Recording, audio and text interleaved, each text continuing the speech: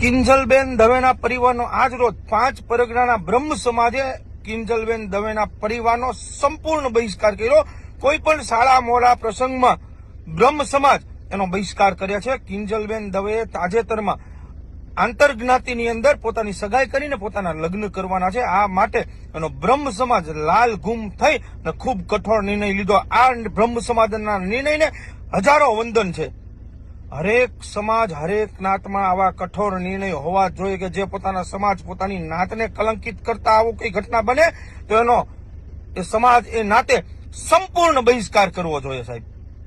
તો જ આપણી ખમીરાત જીવતી રહે છે। બાકી સમાજને કલંકિત કરતા વ્યક્તિ હોય અને એને જો તમે માન સન્માન એ પરિવારને આપશો ને તો પછી સમાજમાં ખમીરાત નામની વસ્તુ નહીં જીવે। બ્રહ્મ સમાજના નિર્ણયને 100 વંદન છે।